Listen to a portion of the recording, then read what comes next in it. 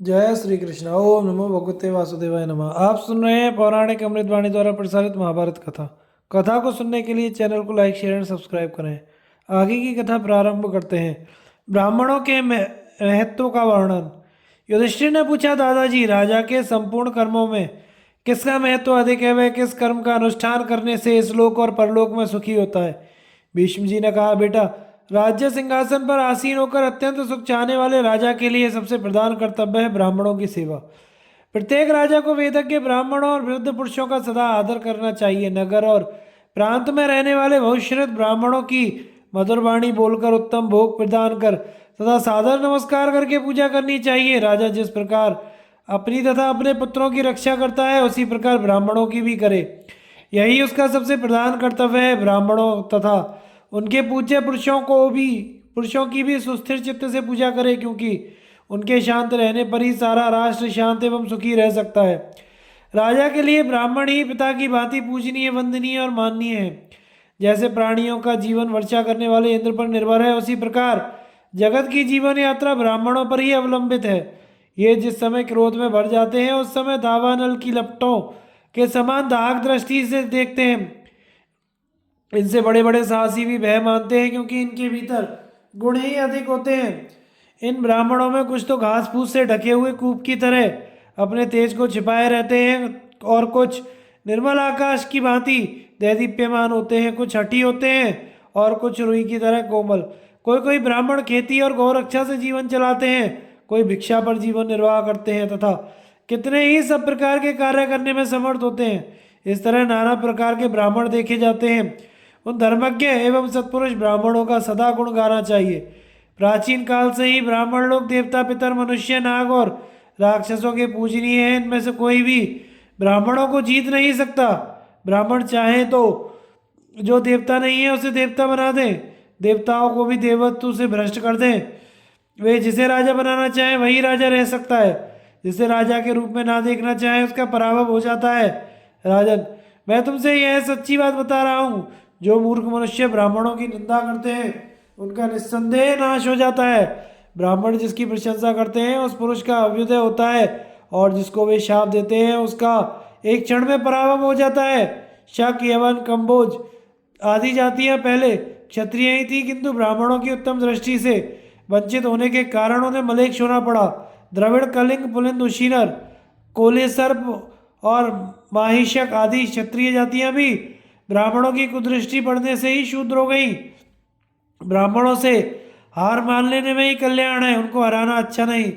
ब्राह्मणों की निंदा किसी तरह नहीं सुननी चाहिए। जहाँ उनकी निंदा होती है वहाँ नीचे मुंह करके चुपचाप बैठे रहना या उठकर चल देना चाहिए। इस पृथ्वी पर कोई ऐसा मनुष्य पैदा ना हुआ है, ना होगा, जो ब्राह्मणों के साथ विरोध करके सुखपूर्वक जीवित रहने का साहस कर सके।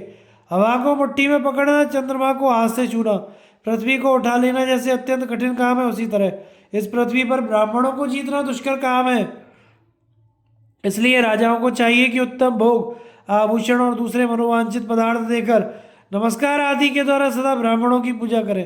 पिता के समान उनके पालन पोषण का ध्यान रखें, तभी राष्ट्र में शांति रह सकती है। तुम्हारे राज्य में पवित्र और ब्रह्मतेज से संपन्न ब्राह्मण अवश्य रहना चाहिए। कुलीन, धर्मज्ञ और उत्तम व्रत करने वाले ब्राह्मण को अपने घर में स्थान देना चाहिए, क्योंकि ब्राह्मण से श्रेष्ठ कोई नहीं है। ब्राह्मणों को ही दिए हुए भविष्य को देवता लोग स्वीकार करते हैं। सूर्य, चंद्रमा, वायु, जल, पृथ्वी, आकाश और दिशा, इन सबके अधिष्ठाता देवता सदा ब्राह्मण के शरीर में प्रवेश करके अन्न भोजन करते हैं। ब्राह्मण जिसका अन्न नहीं खाते, उसके अन्न को पितर भी स्वीकार नहीं करते। ब्राह्मण से द्वेष करने वाले पापी पुरुष का अन्न देवता भी नहीं ग्रहण करते। यदि ब्राह्मण संतुष्ट हो जाएं तो देवता और पितर भी सदा प्रसन्न रहते हैं। ब्राह्मणों को संतुष्ट रखने वाले पुरुष मरने के बाद उत्तम गति को प्राप्त होते हैं, उनका नाश नहीं होने पाता।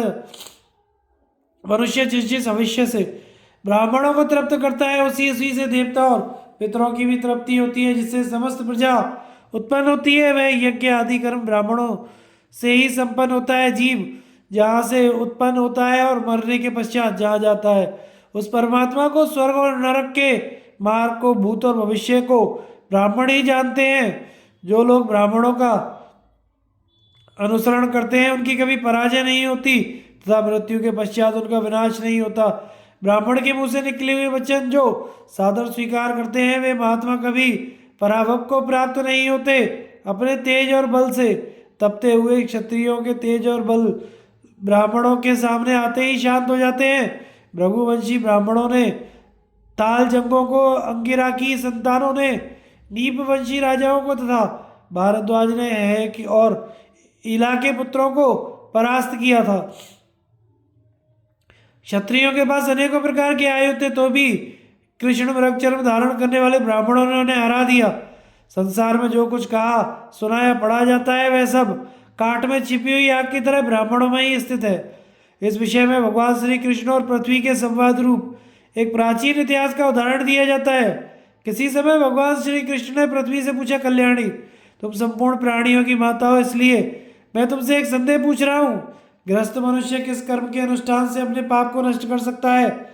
पृथ्वी ने कहा, इसके लिए मनुष्य को ब्राह्मण की सेवा करनी चाहिए, यही सबसे पवित्र और उत्तम कार्य है।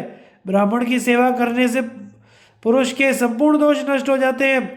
ऐश्वर्य, कीर्ति, उत्तम बुद्धि भी ब्राह्मण से ही प्राप्त होती है। उत्तम जाति से संपन्न, धर्मज्ञ और उत्तम व्रत का पालन करने वाले और पवित्र ब्राह्मण की नित्य सेवा करनी चाहिए। माधव, देखिए ब्राह्मणों का प्रभाव।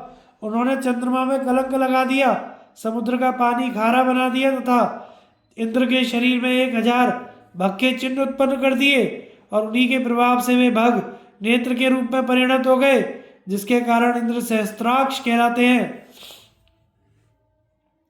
इसलिए जो कीर्ति, ऐश्वर्य और उत्तम लोगों को प्राप्त करना चाहता हो उसे ब्राह्मणों की आज्ञा में स्थित रहना चाहिए। भीष्म जी कहते हैं। पृथ्वी की यह वचन सुनकर भगवान मधुसूदन ने उनकी प्रशंसा करते हुए, वाह तुमने बहुत अच्छी बात बताई युधिष्ठिर। ब्राह्मणों का यह महात्म्य सुनकर तुम्हें सदा पवित्र भाव से उनकी पूजा करनी चाहिए, इससे तुम्हारा कल्याण होगा। भाग्यशाली ब्राह्मण जन्म से ही समस्त प्राणियों के वंदनीय अतिथि तथा प्रथम भोजन पाने के अधिकारी हैं। वे सब अर्थों को सिद्ध करने वाले, सबके सुहृदय और देवताओं के मुख हैं तथा पूजित होने पर वे मंगलमयी वाणी से आशीर्वाद देकर मनुष्य के कल्याण का चिंतन करते हैं। पूर्व काल में प्रजापति ने ब्राह्मण, क्षत्रिय, वैश्यों को पूर्ववत उत्पन्न करके उनको समझाया था कि तुम लोगों के लिए स्वयं धर्म पालन और ब्राह्मणों की सेवा के सिवा कोई कर्तव्य नहीं है। ब्राह्मण की रक्षा करने पर वह स्वयं अपनी रक्षक की रक्षा करता है। ब्राह्मणों की सेवा से तुम लोगों का कल्याण होगा। विद्वान ब्राह्मण को शूद्रोचित कर्म नहीं करने चाहिए। शूद्र के कर्म करने से उसका धर्म नष्ट होता है। स्वधर्म का पालन करने से लक्ष्मी, बुद्धि, तेज और प्रताप युक्त ऐश्वर्य की प्राप्ति होती है तथा स्वाध्याय का अत्यधिक महात्म्य उपलब्ध होता है। ब्राह्मण आहवनीय अग्नि में स्थित देवतागणों को हवन से तृप्त करके अत्यंत सौभाग्यशाली होते हैं। द्विजगण, यदि तुम लोग किसी भी प्राणी के साथ द्रोह ना करने से प्राप्त हुई परम श्रद्धा के द्वारा इंद्रिय संयम और स्वाध्याय में लगे रहोगे तो तुम्हारी सारी कामनाएं पूर्ण होंगी। मनुष्य लोक में, देवलोक में जो कुछ भी भोग्य वस्तुएं हैं वे सब ज्ञान, नियम और तपस्या से प्राप्त होने वाली है। युधिष्ठिर, इस प्रकार ब्राह्मणों पर कृपा करने के लिए बुद्धिमान ब्रह्मा जी ने जो उपदेश दिया था वह ब्रह्म गीता मैंने तुम्हें सुना दी। मेकल, द्रविड़, लाट, पौंड्र, कानिश, हिरा, शौंडिक, दरद, दार्व, चौर, शवर, बर्बर, किरात, जवन, यवन ये सब पहले क्षत्रिय थे किंतु ब्राह्मणों के अमर्ष से नीच हो गए। ब्राह्मणों के तिरस्कार से असुरों को समुद्र के जल में रहना पड़ा और ब्राह्मणों की कृपा से ही देवता लोग स्वर्ग के निवासी हुए। जैसे आकाश को छूना, हिमालय को विचलित करना और मेड़ बांधकर गंगा के प्रवाह को रोक देना असंभव है, उसी प्रकार इस पृथ्वी पर ब्राह्मणों को जीतना असंभव है। ब्राह्मणों से विरोध करके भूमंडल का राज्य नहीं किया जा सकता, क्योंकि ब्राह्मण महात्मा और देवताओं के भी देवता हैं। युधिष्ठिर, यदि तुम समुद्र पर्यंत पृथ्वी का राज्य भोगना चाहते हो तो दान और सेवा के द्वारा ब्राह्मणों की पूजा किया करो। दान लेने से ब्राह्मणों का तेज शांत हो जाता है, इसलिए जो दान नहीं लेना चाहते उन ब्राह्मणों से तुम्हें अपने कुल की रक्षा करनी चाहिए। इस विषय में इंद्र और शंबरासुर के संवाद रूप एक प्राचीन इतिहास का उदाहरण दिया जाता है, उसे सुनो। एक समय की बात है, देवराज इंद्र रजोगुण संपन्न जटाधारी तपस्वी बनकर एक बेडौल रथ पर सवार हो अपरिचित व्यक्ति के रूप में शंबरासुर के पास गए। वहां पहुंचकर उन्होंने इस प्रकार प्रश्न किया, शंबरासुर, तुम किस बर्ताव से अपनी जाति वालों पर शासन करते हो? वे किस कारण तुम्हें सर्वश्रेष्ठ मानते हैं, या ठीक ठीक बताओ। शंबरासुर ने कहा, मैं ब्राह्मणों में कभी दोष नहीं देखता, उनके मत को ही अपना मत समझता हूँ और शास्त्रों की बात बताने वाले विप्रों का सदा सम्मान करता हूँ, उन्हें सुख देने की चेष्टा करता हूँ, सुनकर उनके वचनों की अवहेलना नहीं करता, कभी उनका अपराध नहीं करता, उनकी पूजा करके कुशल पूछता हूँ और उनके दोनों चरणों में प्रणाम करता हूँ। ब्राह्मण भी अत्यंत विश्वस्त होकर मेरे साथ बातचीत करते हैं और मेरी कुशल पूछते हैं। ब्राह्मणों के असावधान रहने पर भी मैं सदा सावधान रहता हूँ, उनके सोते रहने पर भी मैं जागता रहता हूँ। वे मुझे शास्त्रीय मार्ग पर चलने वाला ब्राह्मण भक्त तथा दोष दृष्टि से रहित जानकर अपने सदुपदेश के अमृत से सींचते रहते हैं। संतुष्ट होकर वे मुझसे जो कुछ कहते हैं उसे मैं अपनी बुद्धि के द्वारा ग्रहण करता हूँ। मेरा मन सदा ब्राह्मणों में लगा रहता है और मैं सदा उनके अनुकूल विचार रखता हूँ। उनकी वाणी से जो उपदेश का मधुर रस प्रवाहित होता है उसका आस्वादन करता रहता हूँ। इसलिए नक्षत्रों पर चंद्रमा की भांति मैं अपनी जाति वालों पर शासन करता हूँ। ब्राह्मण के मुख से शास्त्र का उपदेश सुनकर उसे उसके अनुसार बर्ताव करना ही पृथ्वी पर सर्वोत्तम अमृत और सर्वोत्तम दृष्टि है। इस बात को जानकर मेरे पिता बहुत प्रसन्न हुए थे। उन्होंने महात्मा ब्राह्मणों की महिमा देखकर चंद्रमा से पूछा था, इन ब्राह्मणों को किस प्रकार सिद्धि प्राप्त हुई? चंद्रमा ने कहा, संपूर्ण ब्राह्मण तपस्या से ही सिद्ध हुए हैं। इनका बल इनकी वाणी में होता है। पहले गुरु के घर में ब्रह्मचर्य का पालन करते हुए क्लेश सहन पूर्वक निवास करके प्रणव सहित वेद का अध्ययन करना चाहिए। फिर अंत में क्रोध त्याग कर शांत भाव से संन्यास ग्रहण करना चाहिए। सन्यासी को सर्वत्र समान दृष्टि रखनी चाहिए। जो संपूर्ण वेदों के को अपने पिता के घर में रहकर पढ़ता है वह ज्ञान संपन्न और प्रशंसनीय होने पर भी विद्वानों के द्वारा ग्रामीण गंवार ही समझा जाता है। वास्तव में गुरु के घर रहकर वेद पढ़ने वाला ही श्रेष्ठ है। जैसे सांप बिल में रहने वाले छोटे जीवों को निकल जाता है, उसी प्रकार युद्ध न करने वाले क्षत्रिय और प्रवास न करने वाले ब्राह्मण को यह पृथ्वी निकल जाती है। मंदबुद्धि पुरुष के भीतर जो अभिमान होता है वह उसकी लक्ष्मी का नाश करता है। गर्भ धारण करने से कन्या और सदा घर में रहने से ब्राह्मण दूषित समझे जाते हैं। मेरे पिता ने चंद्रमा से यह बात सुनकर ब्राह्मणों का पूजन किया था। उन्हीं की भांति मैं भी उत्तम व्रत धारण करने वाले ब्राह्मणों की पूजा करता हूँ। विष्णु ने कहा, दानवराज शंबरासुर के मुंह से यह वचन सुनकर इंद्र ने ब्राह्मणों का पूजन किया। इससे उन्हें महेंद्र पद की प्राप्ति हुई। दान पात्र पुरुषों की परीक्षा और स्त्री रक्षा के विषय में देव शर्मा तथा विपुल की कथा। युधिष्ठिर ने पूछा, पिता में दान का पात्र कौन होता है? अपरिचित पुरुष या बहुत दिनों तक अपने साथ रहा हुआ अथवा दूर देश से आया हुआ? इनमें से किसे पात्र समझना चाहिए? भीष्म ने कहा, युधिष्ठिर, इनमें से कोई अपनी क्रिया के कारण दान का पात्र होता है और कुछ लोग अपने मौन व्रत के कारण। जो मनुष्य यज्ञ करने या गुरु दक्षिणा आदि ले देने के उद्देश्य से सब कुछ दान कर देने के लिए किसी वस्तु की याचना करता है वह भी दान का पात्र है। कुटुंब के मनुष्यों को कष्ट न देकर दान करना चाहिए।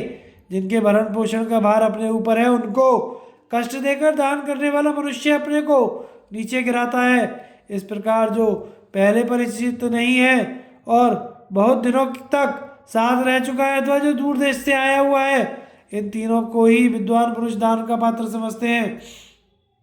युधिष्ठिर ने पूछा, पितामह, किस प्राणी को पीड़ा ना पहुंचे और धर्म में भी बाधा ना आने पावे, इस प्रकार दान देना उचित है। किंतु पात्र की यथार्थ पहचान कैसे हो जिससे उसको दान करने के बाद मन में पश्चाताप ना हो? भीष्म जी कहते हैं, बेटा, ऋतु एक पुरोहित, आचार्य, शिष्य संबंधी, बांधव, विद्वान और दोष दृष्टि से रहित पुरुष, ये सभी पूजनीय और माननीय है। इनके विपरीत बर्ताव करने वाले पुरुष सत्कार के योग्य नहीं है। अतः खूब सोच विचार कर योग्य पुरुषों की परख करनी चाहिए। अक्रोध, सत्य भाषण, अहिंसा, इंद्रिय संयम, सरलता, द्रोह, अभिमान का अभाव, लज्जा, सहनशीलता और मनोनिग्रह, ये गुण जिनमें स्वभावतः दिखाई दे और कोई बुराई न जान पड़े, वे दान और सम्मान के उत्तम पात्र है। जो पुरुष बहुत दिनों तक अपने साथ रहा हो वह भी दान का पात्र है तथा जो तुरंत आया हो वह परिचित हो या अपरिचित दान और सम्मान पाने के योग्य है। वेदों को अप्रामाणिक मानना, शास्त्र की आज्ञा का उल्लंघन करना और सर्वत्र अव्यवस्था फैलाना अपने ही विनाश का कारण है। जो ब्राह्मण अपने पांडित्य का अभिमान करके व्यर्थ के तर्क का आश्रय लेकर वेदों की निंदा करता है, सत्पुरुषों की सभा में कोरी तर्क की बातें कहकर विजय पाता, शास्त्रानुकूल युक्तियों का प्रतिपादन नहीं करता, जोर जोर से हल्ला मचाता और बहुत अधिक बोलता है, जो सब पर संदेह करता, बालकों और मूर्खों का सब व्यवहार करता तथा कठोर वचन बोलता है, ऐसे पुरुष को अस्पृश्य समझना चाहिए। विद्वानों की दृष्टि में वह मनुष्यों में कुत्ते के समान है। जैसे कुत्ता भौंकने और काटने के लिए दौड़ता है, इसी प्रकार वह बहस करने और शास्त्रों के खंडन करने के लिए इधर उधर दौड़ता है। ऐसे पुरुष दान के पात्र नहीं है। मनुष्य को जगत के व्यवहार पर दृष्टि डालनी चाहिए, धर्म और अपने कल्याण के उपायों पर विचार करना चाहिए। ऐसा करने वाले पुरुष सदा ही उन्नतिशील होता है। जो यज्ञ आदि करके, देवताओं के वेदों का स्वाध्याय करके, ऋषियों के सत्पुरुषों की उत्पत्ति तथा श्राद्ध करके, पितरों के दान देकर, ब्राह्मणों और अतिथि सत्कार करके अतिथियों के ऋण से मुक्त होता है और क्रमशः विशुद्ध, निष्काम एवं विनययुक्त भाव से शास्त्रोक्त कर्म का अनुष्ठान करता है, वह गृहस्थ धर्म से कभी भी भ्रष्ट नहीं होता। युधिष्ठिर ने पूछा, पिता में पुरुष संसार में तरुणी स्त्रियों की रक्षा किस प्रकार कर सकता है? जो सत्य को असत्य और असत्य को सत्य बना देती है, जो सत्कार करने पर और ना करने पर भी मन में विकार पैदा कर देती है, ऐसी स्त्रियों की रक्षा कौन कर सकता है? यदि उनकी पहली रक्षा किसी प्रकार संभव हो अथवा किसी ने पहले कभी उनकी रक्षा की हो तो उस विषय का स्पष्ट वर्णन कीजिए। भीष्म ने कहा, महाबाहु, तुम स्त्रियों के विषय में जैसा कह रहे हो वह ठीक ही है, इसमें मिथ्या कुछ भी नहीं है। इस विषय में तुम्हें एक पुराना इतिहास सुना रहा हूँ, जिसमें महात्मा विपुल ने जिस प्रकार गुरु पत्नी की रक्षा की थी उसी का वर्णन है। वास्तव में तरुणी स्त्रियां प्रज्वलित अग्नि के समान है। वे मैदानव की बनाई हुई माया है। क्षुरे की धार, विष, सर्प और अग्नि एक और स्त्रियां एक और। प्राचीन काल की बात है, देव शर्मा नाम के प्रसिद्ध महान सौभाग्यशाली ऋषि थे। उनके रुचि नाम की एक स्त्री थी जो इस पृथ्वी पर अद्वितीय सुंदरी थी। उसका रूप देखकर देवता, दानव और गंधर्व भी मतवाले हो जाते थे। इंद्र तो उस पर विशेष रूप से आसक्त थे। महामुनि देव शर्मा स्त्रियों के चरित्र से भली भांति परिचित थे। यह भी जानते थे कि इंद्र बड़ा पर स्त्री लंपट है, इसलिए वे अपनी स्त्री की यत्नपूर्वक रक्षा करते थे। एक बार उनके मन में यज्ञ करने का विचार हुआ। उस समय वे सोचने लगे, यदि मैं यज्ञ में लग जाऊं तो मेरी स्त्री की रक्षा कैसे होगी। फिर मन ही मन उसकी रक्षा का उपाय निश्चित कर उन महातपस्वी ने अपने प्रिय शिष्य विपुल को, जो कि भृगु गोत्र में उत्पन्न हुआ था, बुलाया और उससे इस प्रकार कहा, बेटा, मैं यज्ञ करने जाऊंगा तो मेरी स्त्री रुचि की बलपूर्वक रक्षा करना, क्योंकि देवराज इंद्र सदा इसे प्राप्त करने की घात में लगा रहता है।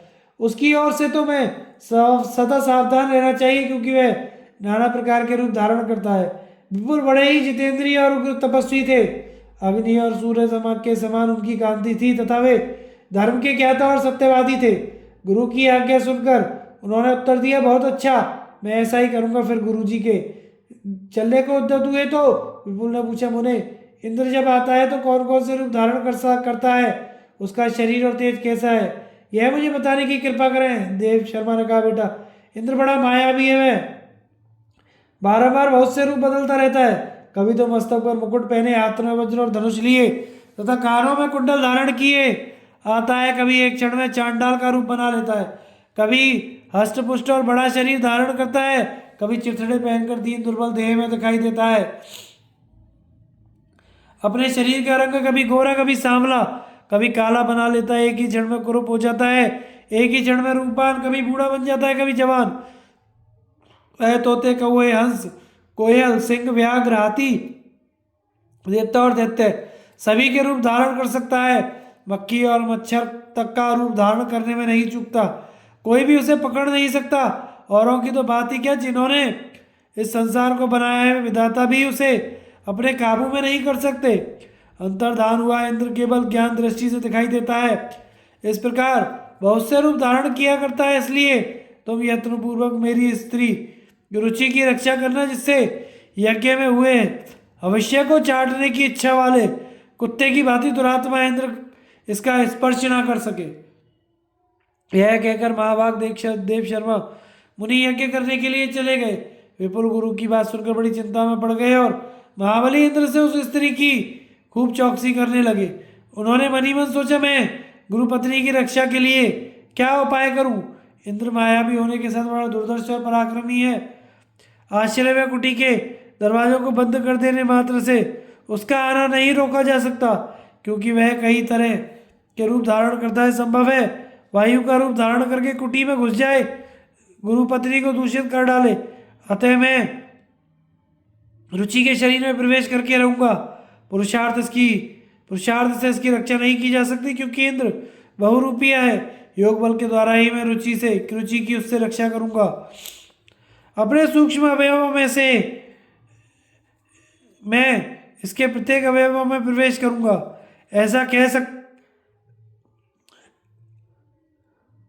यदि ऐसा कर सका तो यह मेरे द्वारा एक आश्चर्यजनक कार्य होगा।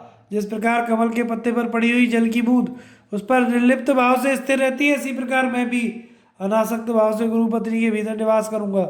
मैं रजोगुण से मुक्त हूँ, मेरे द्वारा कोई अपराध नहीं हो सकता। जैसे राह चलने वाला बटोही कभी किसी सुनी धर्मशाला में ठहर जाता है, इसी प्रकार मैं भी सावधान होकर गुरु पत्नी के शरीर में निवास करूंगा। इस तरह धर्म पर दृष्टि डाल, वेद शास्त्रों पर विचार कर और तथा अपने गुरु की प्रचुर तपस्या को ध्यान में रखकर विपुल ने गुरु पत्नी की रक्षा का उपयुक्त उपाय ही निश्चित किया। इसके बाद रुचि के पास बैठकर उन्होंने इस तरह की बातों में उसे लगा दिया। फिर अपने दोनों नेत्रों को उसके नेत्रों की ओर लगाया और अपने नेत्रों की किरणों को उसके नेत्र की किरणों के साथ जोड़ लिया तथा उसी मार्ग से आकाश में प्रविष्ट होने वाली वायु की भांति रुचि में प्रवेश किया। तत्पश्चात छाया की भांति अंतर्निहित होकर किसी प्रकार चेष्टा न करते हुए गुरु पत्नी के शरीर को निश्चेष्ट करके स्थित हो गए और जब तक उनके गुरु यज्ञ समाप्त करके घर न आ गए तब तक इसी भांति उसकी रक्षा करते रहे। तदनंतर इस बीच में एक दिन दिव्य रूपधारी इंद्र यह सोचकर कि यहाँ रुचि को प्राप्त करने का ठीक अवसर है, वह यहाँ आया और अत्यंत सुंदर लुभावना रूप धारण करके आश्रम में घुस गया। वहां पहुंचते ही उसने देखा कि विपुल का शरीर चित्रलिखित की भांति निश्चेष्ट पड़ा है तथा उसके नेत्र स्थिर है तथा दूसरी ओर मनोहर कटाक्ष वाली चंद्रमुखी रुचि बैठी है। रुचि ने जब इंद्र को देखा तो उसने सहसा उठने का विचार किया।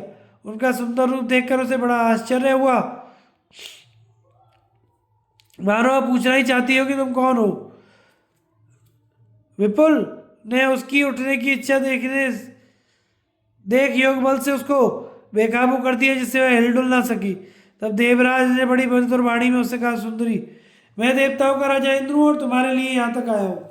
तुम्हारा स्मरण करने से कामदेव मुझे बड़ा कष्ट दे रहा है, इसी से तुम्हारे निकट उपस्थित हूँ। अब देर ना करो, समय बीता जा रहा है।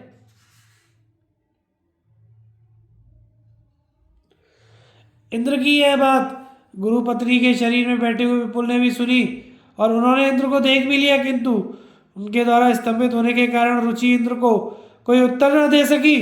गुरु पत्नी का आकार देख विपुल उसका मनोभाव ताड़ गए, इसलिए उन्होंने योग बल पूर्वक उसे नियंत्रण में रखा और योग संबंधी बंधनों से उसके समस्त इंद्रियों को बांध लिया। योग बल से मोहित रुचि को निर्विकार देखकर इंद्र को बड़ी लज्जा हुई। फिर उन्होंने कहा, सुंदरी, आओ आओ। यह सुनकर वह उन्हें कुछ अनुकूल उत्तर देना ही चाहती थी कि विपुल ने उसकी वाणी में उलटफेर कर दिया। उसके मुंह से सहसा निकल पड़ा, अरे तुम्हारे यहाँ आने का क्या प्रयोजन है। परवश होने के कारण यह उदासीन पूर्ता वचन सुनकर रुचि बहुत लज्जित हुई और वहां खड़े हुए इंद्र का भी मन उदास हो गया। उन्होंने रुचि के भाव परिवर्तन को लक्ष्य किया और दिव्य दृष्टि से जब उसकी ओर देखा तो उसके शरीर के भीतर बैठे हुए विपुल मुनि दिखाई पड़े। दक्षिण दर्पण में स्थित प्रतिबिंब की भांति रुचि के देह में रहकर घोर तपस्या में संलग्न हुए मुनि को देखकर इंद्र कांप उठे। शाप के डर से उनका सारा बदन थर्रा उठा। तब महातपस्वी विपुल भी गुरु पत्नी के शरीर का त्याग करके अपने शरीर में आ गए और भयभीत इंद्र से बोले, पापी पुरंदर, तेरी बुद्धि बड़ी खोटी है। तू सदा इंद्रियों के अधीन रहता है। अब देवता और मनुष्यों अधिक काल तक तेरी पूजा नहीं करेंगे। और क्या तू उस दिन को भूल गया जब गौतम ने तेरे संपूर्ण शरीर में भग का चिन्ह बनाकर तुझे जीवित छोड़ा था? क्या तेरे मन में उस घटना की याद अभी अब नहीं रही? मैं जानता हूँ तू मूर्ख है, तेरा मन वश में नहीं है और तू महाचंचल है। पापी, दूर हो यहाँ से। जैसे आया था वैसे ही लौट जा। मैं इस स्त्री की रक्षा कर रहा हूँ। मुझे तेरे ऊपर दया आती है, इसीलिए अपने तेज से तुझे भस्म नहीं करना चाहता, किंतु मेरे बुद्धिमान गुरु बड़े भयंकर हैं। यदि वे तुझे देख पावेंगे तो क्रोध से उद्दीप्त हुए नेत्रों से अभी भस्म कर डालेंगे। आज से कभी ऐसा काम ना करना, अन्यथा कहीं ऐसा ना हो तो तुझे ब्रह्मबल से पीड़ित होकर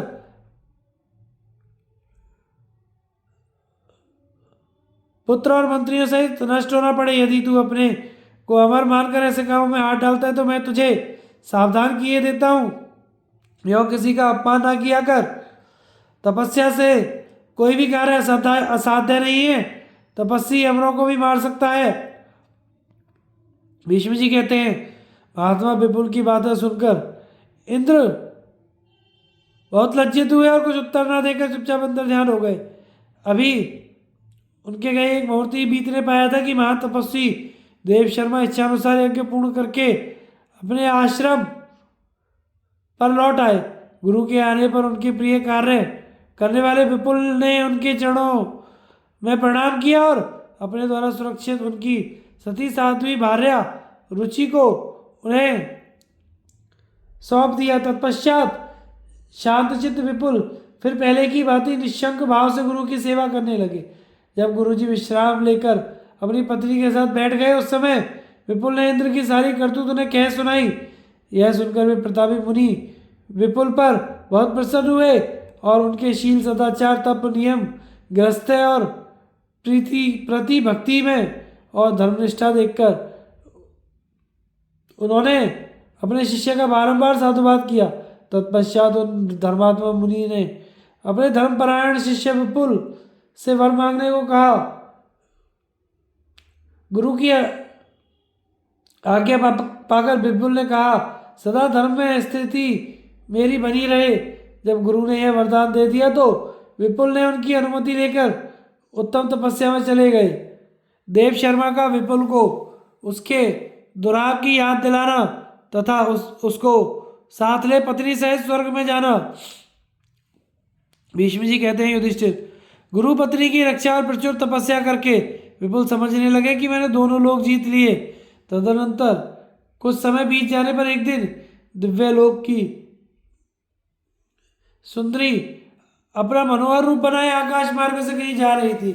उसके शरीर से कुछ सुंदर पुष्प जिनमें दिव्य सुगंध आ रही थी देव शर्मा के आश्रम पर ही जमीन पर गिरे। रुचि ने उन पुष्पों को उठाकर रख लिया। उसकी एक बड़ी बहन थी जिसका नाम था प्रभावती। वह अंगराज चित्ररथ को ब्याही गई थी। एक बार उसके यहाँ निष्का निमंत्रण पाकर सुंदरी रुचि अपने केशों में उन दिव्य फूलों को गूंथकर अंगराज के घर गई। वहां अंगराज की रानी ने जब उन फूलों को देखा तो वह अपनी बहन से वैसे ही फूल मंगवा देने का अनुरोध करने लगी। आश्रम लौटने पर रुचि ने बहन की कही हुई सारी बातें अपने स्वामी से कह सुनाई। सुनकर ऋषि ने उसकी प्रार्थना स्वीकार कर ली और विपुल को बुलाकर फूल लाने का आदेश देते हुए कहा, तुम शीघ्र ही जाओ।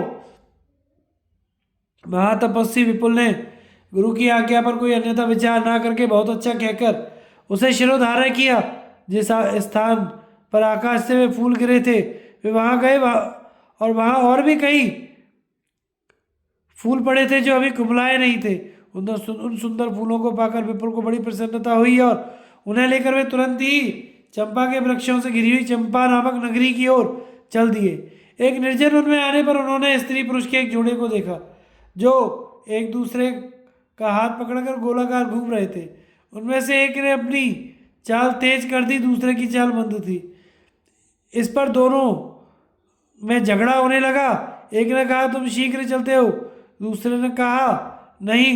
इस प्रकार दोनों ही इनकार करने लगे। ऐसे झगड़ते हुए मनुष्य को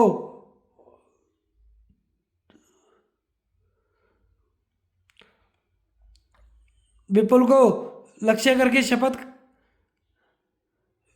खाते हुए कहा, हम दोनों में से जो झूठ बोलता हो उसे पाप लोक में वही दुर्गति मिले जो इस विपुल को मिलने वाली है।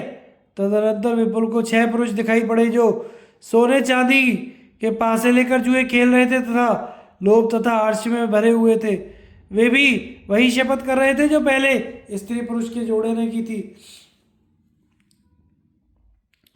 उन्होंने विपुल को लक्ष्य करके कहा, हम लोगों में से जो भी लोभवश बेईमानी करेगा वह उसको वही गति मिलेगी जो परलोक में इस विपुल को मिलने वाली है। इनकी बातें सुनकर विपुल ने जन्म से लेकर वर्तमान समय तक अपने समस्त कर्मों का स्मरण किया, किंतु कभी कोई पाप हुआ हो ऐसा नहीं जान पड़ा। उधर उन लोगों की शपथ सुनकर उसके हृदय में आग लगी हुई थी। तत्पश्चात वह उसे अपने कर्मों पर खूब विचार करने लगे। विचारते विचारते जब कई दिन बीत गए तो उनके मन में यह बात आई कि मैंने रुचि की रक्षा करते समय अपनी लक्षणेन्द्रिय द्वारा उसकी लक्षणेन्द्रिय में मुख द्वारा उसके मुख में प्रवेश किया था। यह सच्ची बात भी गुरु से छिपा दी थी।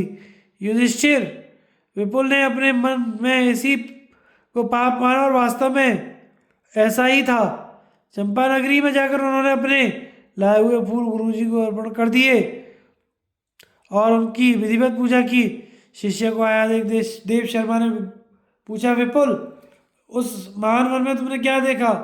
विपुल ने कहा, ब्रह्मर्षि, मैंने वहाँ स्त्री पुरुष का एक जोड़ा और कुछ पुरुष देखे, किंतु वे कौन थे जो मुझे अच्छी तरह जानते थे।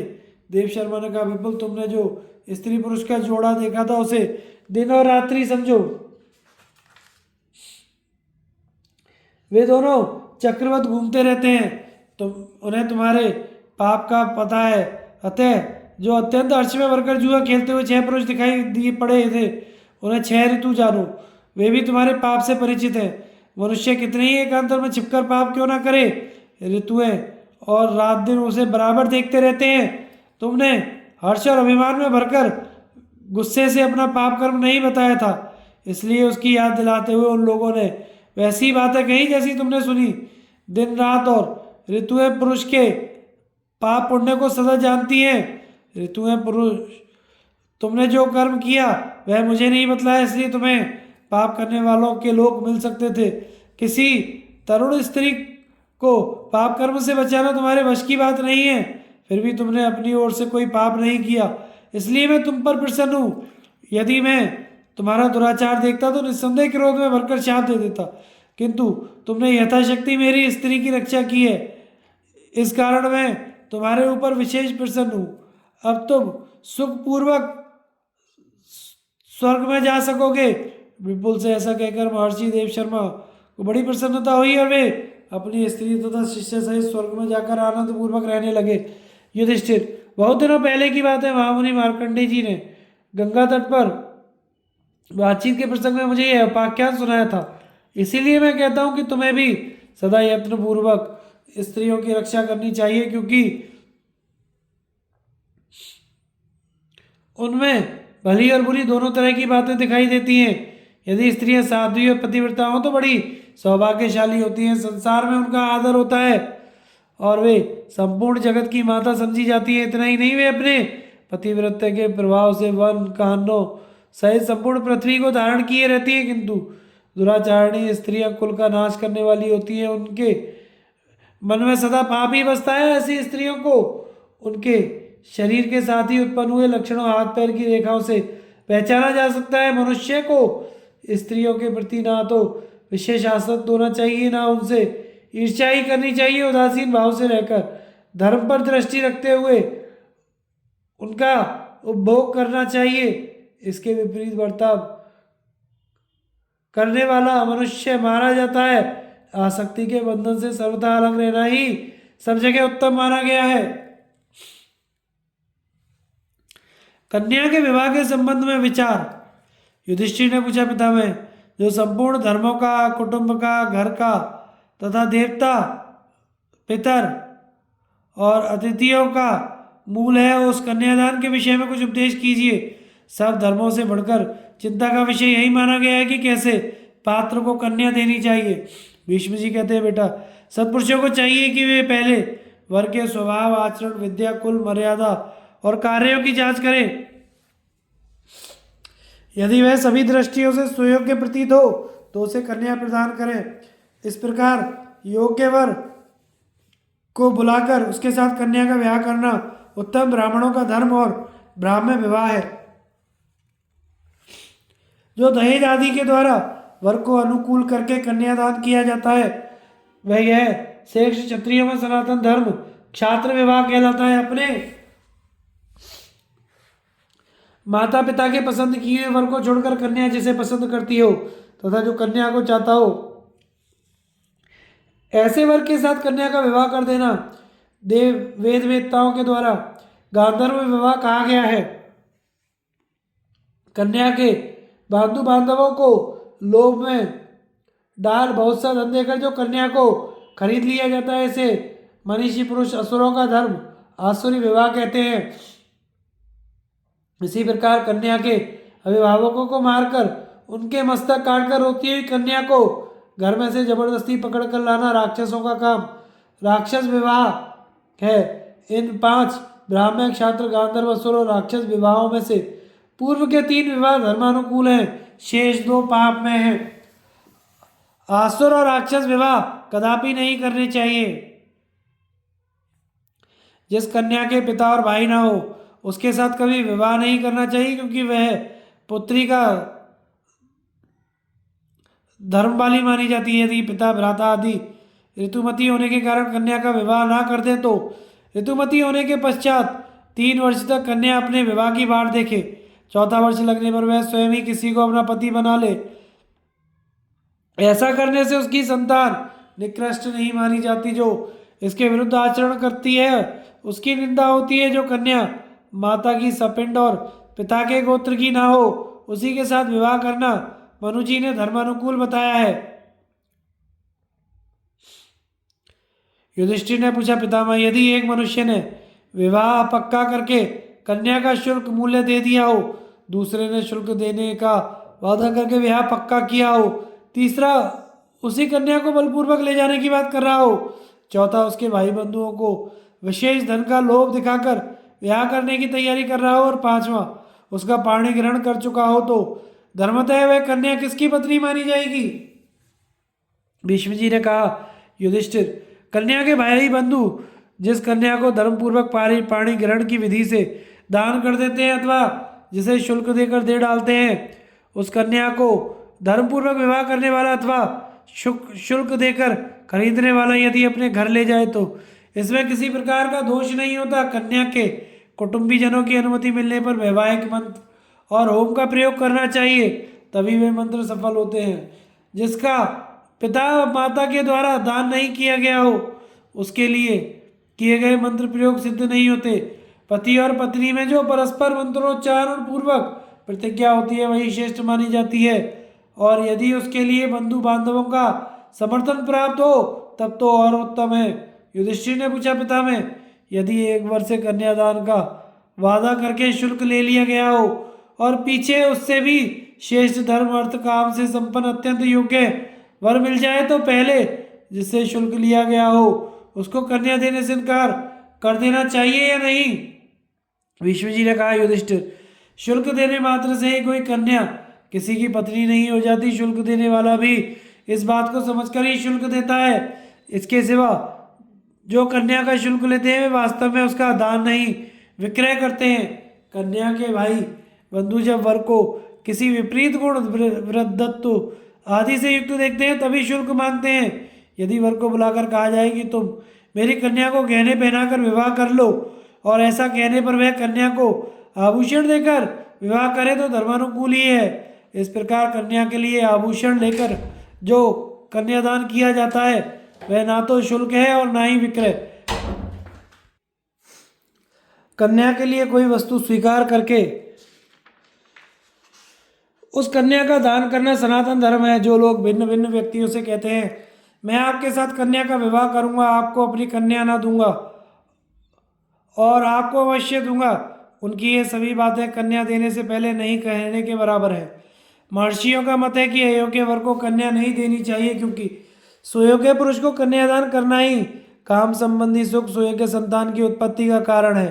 कन्या के क्रय विक्रय में बहुत तरह के दोष है। इस बात को तुम अधिक काल तक सोचने विचारने के बाद समझ सकते हो। केवल कीमत देने या लेने से ही कोई कन्या किसी की पत्नी नहीं हो सकती, ऐसी बात पहले कभी नहीं हुई थी। यदि कहो शुल्क से ही पत्नी का निश्चय होता है, केवल पाणी पाणी ग्रहण से नहीं, तो यह कथन ठीक नहीं है, क्योंकि इसके विरुद्ध स्मृति का वचन है, जिसने शुल्क ले लिया हो वह पिता भी दूसरा सुयोग्य वर मिलने पर उसी का आश्रय ले, उसी के साथ कन्या ब्याहे। जो लोग शुल्क से ही पत्नीत्व का निश्चय होना स्वीकार करते हैं, पाणी ग्रहण से नहीं, उनके कथन को धर्म के पुरुष प्रमाण नहीं मानते। कन्या का दान ही लोक में प्रसिद्ध है, खरीद कर या जीत कर लाना नहीं, कन्यादान ही विवाह कहलाता है। जो लोग कीमत देकर खरीदने या बलात्कार लाने को ही पत्नीत्व का कारण मानते हैं, वे धर्म को नहीं जानते। खरीदने वालों को कन्या नहीं देनी चाहिए तथा जो बेची जा रही हो ऐसी कन्या से विवाह नहीं करना चाहिए, क्योंकि पत्नी खरीदने या बेचने की वस्तु नहीं है। जो दासियों की खरीद बिक्री करते हैं वे बड़े लोभी और पापात्मा हैं। ऐसे ही लोग पत्नी को भी खरीदने बेचने का विचार करते हैं।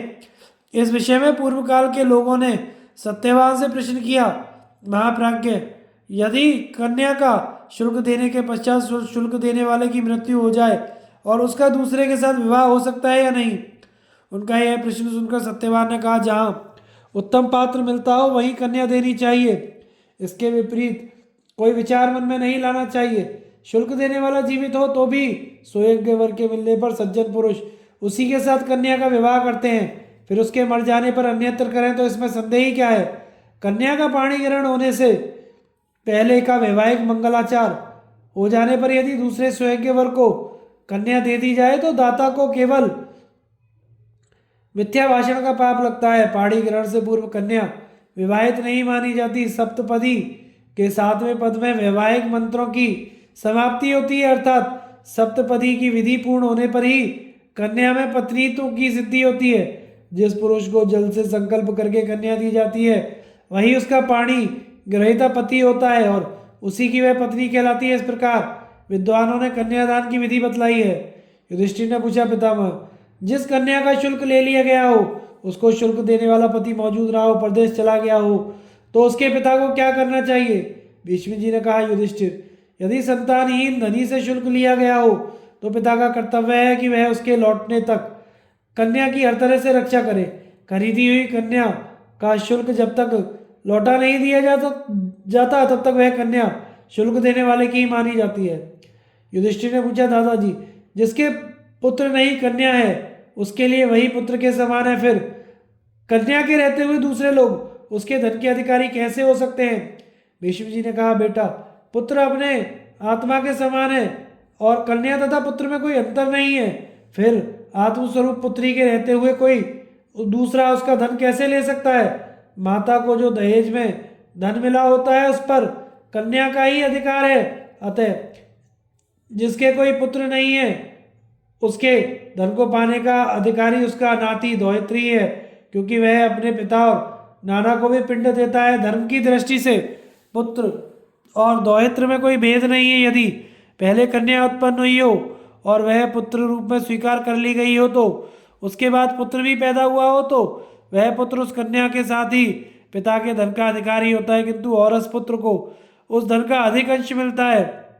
यदि दूसरे का पुत्र गोद लिया गया हो तो उस दत्तक पुत्र की अपेक्षा अपनी सगी बेटी ही श्रेष्ठ मानी जाती है। अतः पैतृक धन के अधिक अंश की अधिकारिणी है।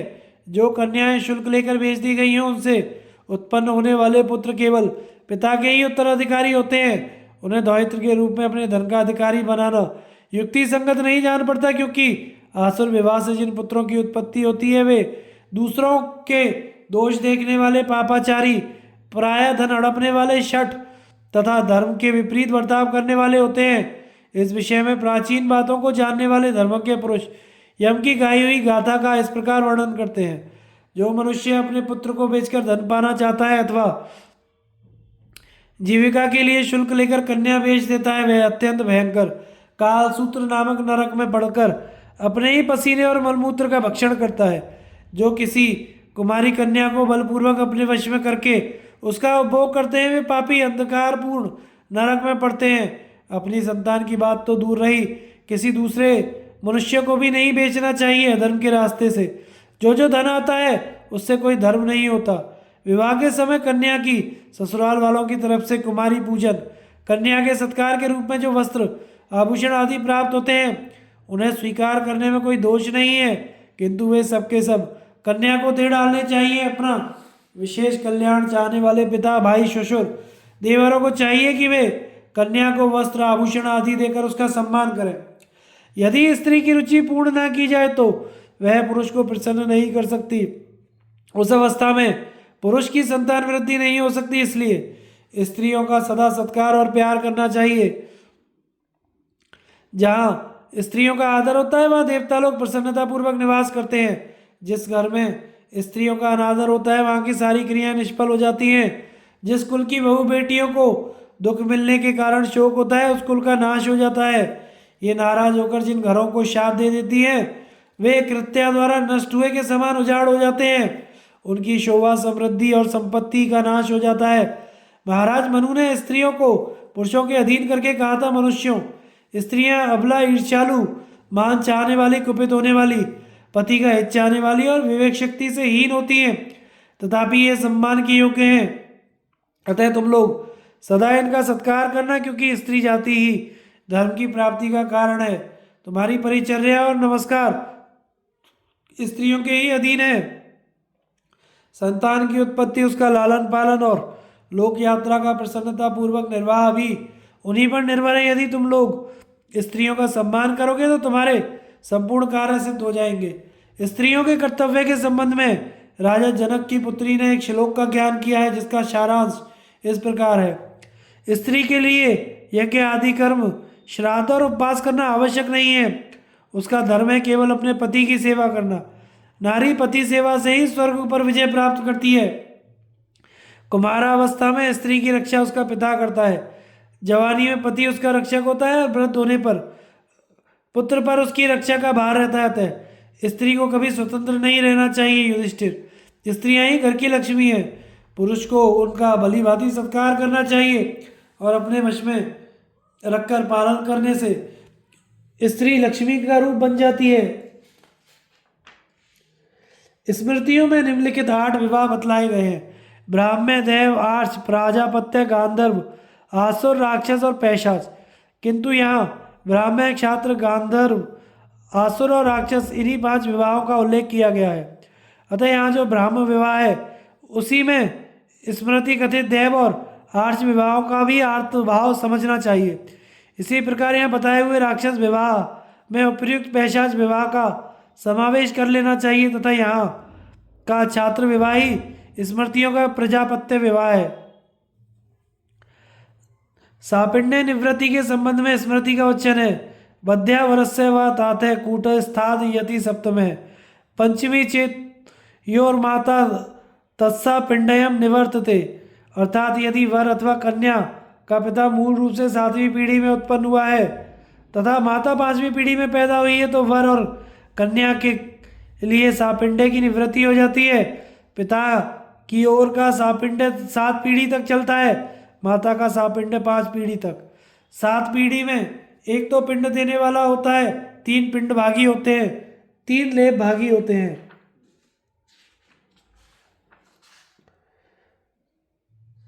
वर्ण संकरों की उत्पत्ति तथा कृतक पुत्र का वर्णन।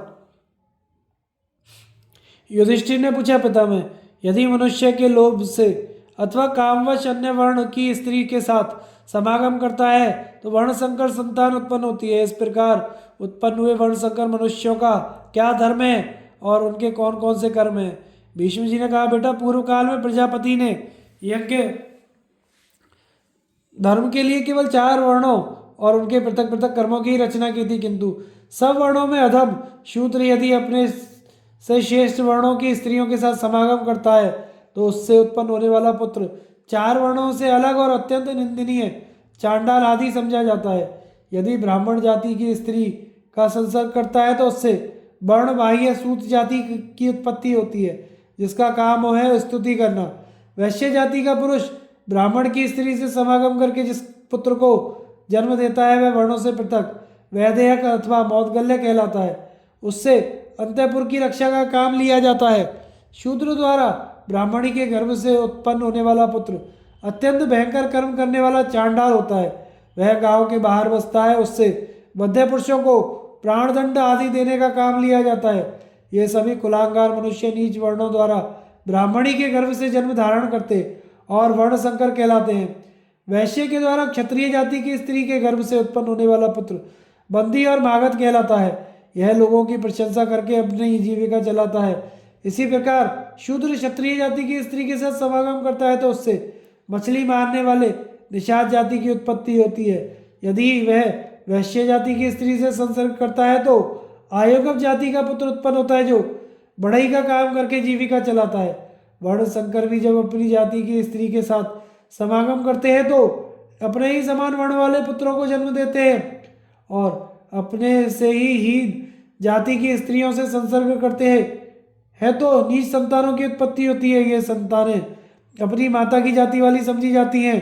इस प्रकार वर्ण संकर मनुष्य भी यदि परस्पर विभिन्न जाति की स्त्रियों से संसर्ग करते हैं तो उनसे निंदनीय संतानों की ही उत्पत्ति होती है। जैसे शूद्र ब्राह्मणी के गर्भ से चांडाल नामक बाह्य जाति वाले पुत्र को उत्पन्न करता है, उसी प्रकार बाह्य जाति का मनुष्य भी ब्राह्मण आदि चारों वर्ण की स्त्रियों के साथ संसर्ग करके अपनी अपेक्षा भी नीच जाति वाला पुत्र पैदा करता है।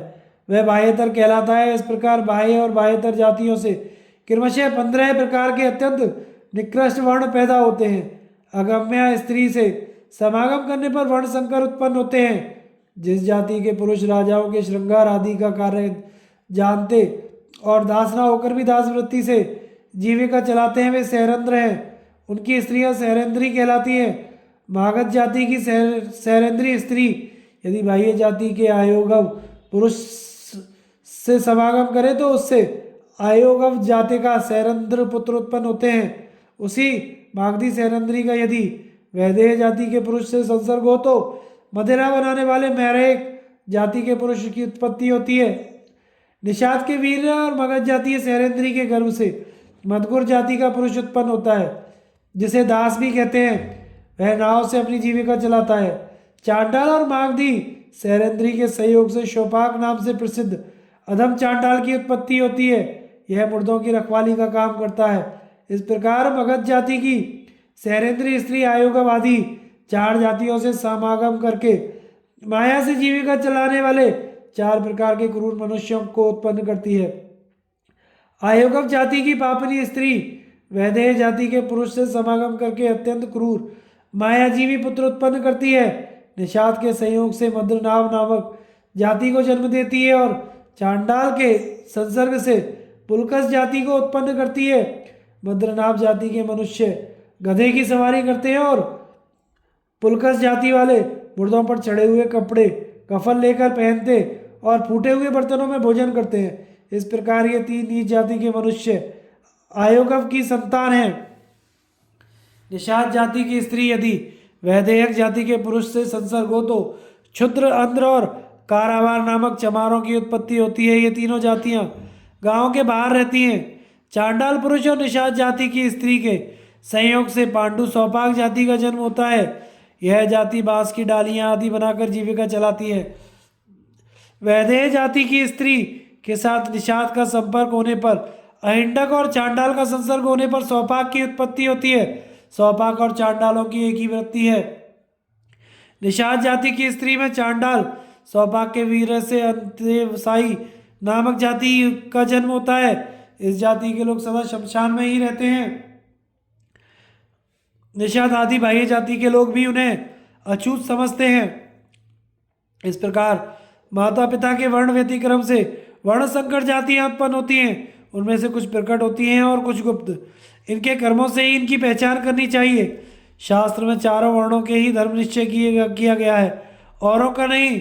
धर्महीन वर्णों वर्ण संकर जातियों में से किसी की भी कोई नियत संख्या नहीं है, जो जाति का विचार ना करके स्वेच्छा अनुसार अन्य वर्ण की स्त्रियों से समागम करते हैं, तथा जो यज्ञों के अधिकार और साधु पुरुषों से बहिष्कृत हैं, ऐसे वर्णबाह्य मनुष्यों से ही वर्ण संकर संतानें उत्पन्न होती हैं, और वे अपनी रुचि के अनुकूल कार्य करके भिन्न भिन्न प्रकार की आजीविका तथा आश्रय को अपनाती हैं। ऐसे लोग लोहे के आभूषण पहनकर चौराहों में, मरघटों में, पर्वतों पर और वृक्षों के नीचे निवास करते हैं। इन्हें चाहिए कि गहने तथा अन्य उपकरणों को बनावें और अपने कर्मों से जीविका चलाते हुए प्रकट रूप में निवास करें। इसमें तनिक भी संदेह नहीं कि यदि ये गौर ब्राह्मणों की सहायता करें, कठोरतापूर्व कर्म त्याग दें, सब पर दया करें, सत्य बोलें, दूसरों के अपराध क्षमा करें और शरीर को कष्ट में डालकर भी दूसरों की रक्षा करें, तो इन वर्ण संकर मनुष्यों की भी पारमार्थिक उन्नति हो सकती है। युधिष्ठिर ने पूछा, पिता में जो चारों वर्णों से बहिष्कृत वर्ण संकर मनुष्य से उत्पन्न अनार्य होकर भी ऊपर से देखने में आर्य सा प्रतीत हो रहा हो, उसकी पहचान हम लोग कैसे कर सकते हैं? भीष्म जी ने कहा, युधिष्ठिर, जो सज्जनों के विपरीत नाना प्रकार की चेष्टाओं से युक्त हो, उस कलुषित योनि से उत्पन्न मनुष्य की उसके कर्मों से ही पहचान हो सकती है। इसी प्रकार सज्जनोचित आचरणों से योनि की शुद्धता का निश्चय करना चाहिए। इस जगत में अनार्यता, अनाचार, क्रूरता, कर्मण्यता आदि दोष मनुष्य को वो कलुषित योनि से उत्पन्न वर्ण संकर सिद्ध करते हैं। वर्ण संकर पुरुष अपने पिता या माता अथवा दोनों के ही स्वभाव का अनुसरण करता है। वह किसी भी तरह अपनी असलियत को छिपा नहीं सकता। जैसे बाघ अपनी चित्र विचित्र खाल और रूप के द्वारा माता पिता के समान ही होता है, उसी प्रकार मनुष्य भी अपनी ही योनि का अनुसरण करता है। अमुक व्यक्ति किस कुल में और किसके वीर्य से उत्पन्न हुआ है, यह बात अत्यंत गुप्त होने पर भी जिसका जन्म संकर योनि से हुआ है, वह मनुष्य थोड़ा बहुत अपने पिता के स्वभाव को पाता ही है। जो कृत्रिम मार्ग का आश्रय लेकर श्रेष्ठ पुरुषों के अनुरूप आचरण करता है, वह वास्तव में शुद्ध वर्ण का है या संकर वर्ण का, इसका निश्चय करते समय उसका स्वभाव ही सब कुछ बता देता है। संसार के प्राणी नाना प्रकार के आचार व्यवहार में लगे हुए हैं। आचरण के सिवा दूसरी कोई वस्तु ऐसी नहीं है जो जन्म के रहस्य को साफ तौर पर प्रकट कर सके। वर्ण संकर को शास्त्रीय बुद्धि प्राप्त हो जाए तो भी वह उसके शरीर को नीच मार्ग से नहीं हटा सकती। उत्तम, मध्यम या निकृष्ट जिस प्रकार के स्वभाव से उसके शरीर का निर्माण हुआ है, वैसा ही स्वभाव उसे आनंददायक जान पड़ता है। ऊंची जाति का मनुष्य भी शील से रहित हो तो उसका सत्कार नहीं करना चाहिए। शूद्र भी यदि धर्मज्ञ और सदाचारी हो तो उसका विशेष आदर करना चाहिए। मनुष्य अपने शुभाशुभ कर्म और शील आचरण तथा कुल के द्वारा परिचय देता है। यदि उसका कुल नष्ट भी हो गया हो तो कर्मों के द्वारा वह उसे शीघ्र ही उज्जीवित कर देता है। ऊपर जितनी संकर योनियां बतलाई गई हैं, उन सब में तथा अन्य नीच जातियों में विद्वान पुरुष को संतानोत्पत्ति नहीं करनी चाहिए, उनका सर्वदा परित्याग कर देना ही उचित है। युधिष्ठिर ने पूछा, पितामह, कृतक पुत्र कैसा होता है? भीष्म जी ने कहा, युधिष्ठिर, माता पिता ने जिसे रास्ते पर त्याग दिया हो और पता लगाने पर भी जिसके माता पिता का ज्ञान ना हो सके, उस बालक को जो पालन करता है वही उसी का वह कृतक पुत्र समझा जाता है। वर्तमान समय में उस अनाथ बच्चे का वारिस बनकर पोषण कर रहा हो, उस मनुष्य का वर्ण ही उस बालक का वर्ण होता है। युधिष्ठिर ने पूछा, दादाजी, ऐसे लड़के का संस्कार कैसे करना चाहिए तथा उसके साथ किस जाति की कन्या का विवाह करना चाहिए? भीष्म जी ने कहा, बेटा, जिसको माता पिता ने त्याग दिया है वह अपने स्वामी पालक पिता के वर्ण को प्राप्त होता है, इसलिए उसके पालन करने वाले को चाहिए कि अपने ही वर्ण के अनुसार उसका संस्कार करे तथा अपनी ही जाति की कन्या से उसका ब्याह भी कर दे। इस प्रकार ये सारी बातें मैंने तुम्हें बताई हैं, अब और क्या सुनना चाहते हो? गौओं का महात्म्य वर्णन के प्रसंग में महर्षि च्यवन और नहुष के संवाद की कथा। युधिष्ठिर ने पूछा, पितामह, किसी को देखने और उसके साथ रहने पर किस प्रकार स्नेह होता है तथा गौओं का महात्म्य क्या है? भीष्म जी ने कहा, राजन, इस विषय में तुमसे महर्षि च्यवन और नहुष के संवाद रूपी एक प्राचीन इतिहास का वर्णन करूंगा। पूर्व काल की बात है, भृगुवंश में उत्पन्न हुए महर्षि च्यवन ने महान व्रत का आश्रय लेकर जल के भीतर रहना आरंभ किया। वे अभिमान, क्रोध, हर्ष, शोक का परित्याग करके दृढ़तापूर्वक व्रत का पालन करते हुए 12 वर्षों तक जल के भीतर रहे। उन्होंने संपूर्ण प्राणियों तथा विशेषतः जलचरों पर पूर्ण विश्वास जमा लिया। एक बार वे देवताओं को प्रणाम करके अत्यंत पवित्र होकर गंगा और यमुना के जल संगम में प्रविष्ट हुए और वहां काष्ठ की भांति स्थिर भाव से बैठ गए। गंगा यमुना के भयंकर वेग को, जिसमें भीषण गर्जना हो रही थी, वे अपने मस्तक पर सहने लगे, किंतु गंगा यमुना आदि नदियों और सरोवर ऋषि की केवल परिक्रमा करते थे, उन्हें कष्ट नहीं पहुंचाते थे। वे कभी पानी के भीतर काट की नाई सो जाते और कभी ऊपर खड़े हो जाते। जल में रहने वाले जीवों के वे बड़े प्रिय हो गए थे। इस तरह उन्हें पानी में रहते बहुत दिन हो गए। तदनंतर एक समय मछलियों से जीविका चलाने वाले बहुत से मल्लाह मछली पकड़ने का निश्चय करके जाल हाथ में लिए हुए जहाँ वे मुनि थे उसी स्थान पर आए। उन्होंने बहुत चेष्टा करके गंगा और यमुना के जल में जाल बिछा दिया। उनका जाल दूर तक फैला और नए सूत का बना हुआ था। उसकी चौड़ाई भी बहुत अधिक थी तथा वह अच्छी तरह से बनाया हुआ और मजबूत था। थोड़ी देर बाद सभी मल्लाह निडर होकर पानी में उतर गए और सब मिलकर जाल को खींचने लगे। उस जाल में उन्होंने मछलियों के साथ ही दूसरे जल जंतुओं को भी बांध लिया। जब जाल खींचा गया तो उसमें मत्स्यों से घिरे हुए भृगुनंदन च्यवन मुनि भी खिंचाए। उनका सारा शरीर नदी के सेवार से भरा हुआ था। उनकी मूछें, दाढ़ी, जटा हरे रंग की हो गई थी। उनके अंगों में शंख आदि जलचरों के नख लगने से चित्र सा बन गया था। उन वेदों के पारगामी महर्षि को जाल के साथ खिंचे आए देखकर सभी मल्लाह हाथ जोड़े पृथ्वी पर पड़ गए और चरणों में सिर रखकर प्रणाम करने लगे। उधर जाल के आकर्षण से अत्यंत खेद, त्रास और स्थल का स्पर्श होने के कारण बहुत से मत्स्य मर गए। मुनि ने जब मत्स्यों का यह संहार देखा तो उन्हें बड़ी दया आई और वे लंबी लंबी सांस खींचने लगे। यह देखकर मल्लाहों ने कहा, महामुने, हमने अनजाने में जो पाप किया है उसको क्षमा करके आप हम पर प्रसन्न होइए। बताइए, हम आपका कौन सा प्रिय कार्य करें। उनके इस प्रकार पूछने पर मछलियों के बीच में बैठे हुए च्यवन मुनि ने कहा, मल्लाहों, इस समय जो मेरा सबसे बड़ा काम है उसे ध्यान देकर सुनो। यदि ये मुझसे जीवित रहेंगे तभी मैं जीवन धारण करूंगा, अन्यथा इनके साथ ही प्राण त्याग दूंगा। ये मेरे सहवासी रहे हैं, मैं बहुत दिनों तक इनके साथ जल में रह चुका हूँ, अतः अब इन्हें नहीं त्याग सकता। मुनि की यह बात सुनकर निषादों को बड़ा भय हुआ। वे थरथर कांपने लगे। उनके मुंह का रंग फीका पड़ गया। उसी अवस्था में जाकर उन्होंने यह सारा समाचार राजा नहुष से निवेदन किया। यह समाचार सुनकर मुनि की ऐसी अवस्था जानकर राजा नहुष अपने मंत्री और पुरोहित को लेकर तुरंत वहां आ पहुंचे। उन्होंने पवित्र भाव से हाथ जोड़कर महात्मा च्यवन मुनि को अपना परिचय दिया और उनकी विधिवत पूजा करके कहा, विप्रवर, बताइए मैं आपका कौन सा प्रिय कार्य करूं। च्यवन ने कहा, राजन, मछली से जीविका चलाने वाले इन मल्लाहों ने आज बड़ा भारी परिश्रम किया है, तो आप इन्हें मेरी और मछलियों की कीमत दीजिए। नहुष ने पुरोहित से कहा, पुरोहित जी, भृगुनंदन च्यवन जी जैसी आज्ञा दे रहे हैं उसके अनुसार इनके बदले मल्लाहों को 1000 स्वर्ण मुद्रा दे दीजिए। च्यवन ने कहा, राजन, 1000 स्वर्ण मुद्रा मेरा उचित मूल्य नहीं है, आप इन्हें उचित मूल्य दीजिए। नहुष ने कहा, पुरोहित जी, आप निषादों को 1,00,000 स्वर्ण मुद्रा दे डालिए। फिर च्यवन मुनि को लक्ष्य करके कहा, भगवान, यह आपके योग्य मूल्य हो गया और आप और कुछ चाहते हैं।